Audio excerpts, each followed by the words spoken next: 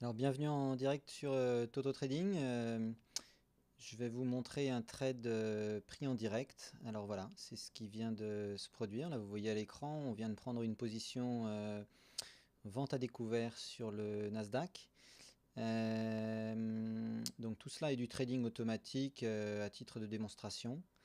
Alors, que se passe-t-il? On voit en l'occurrence que on a sur le Nasdaq, je le montre ici, on a une tendance qui est baissière. De manière quotidienne, on analyse la tendance de fond.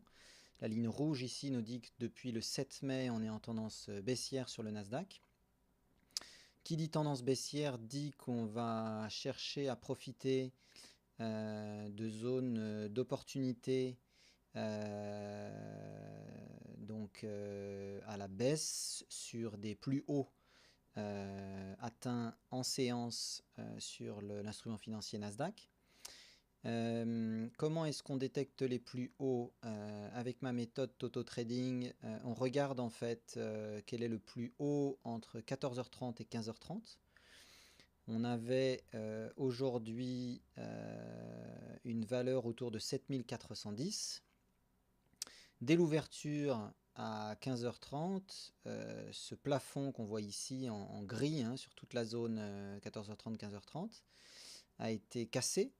Donc à partir de là, on savait qu'on était dans une zone d'opportunité où finalement il ne restait qu'à attendre un petit mouvement contraire à la baisse qui s'enclenche. La confirmation de ce type de mouvement est effectuée par observation d'une clôture en dessous du cours Ekenashi de la bougie. Donc là, on est sur du 1 minute. On a vu ici sur cette bougie de 15h32 qu'on a bien une clôture, le petit point gris, qui est inférieure au corps de bougie Ekenashi. Donc on est rentré en position avec une première position.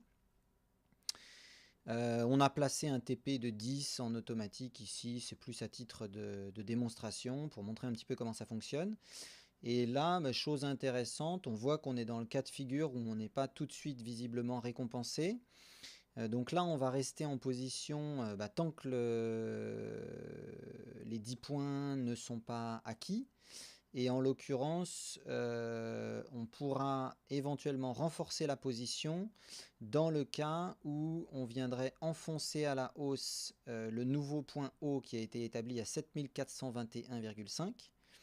Et si cela devait arriver, on attendrait un petit peu, et c'est ce qu'on va voir dans le prochain trade.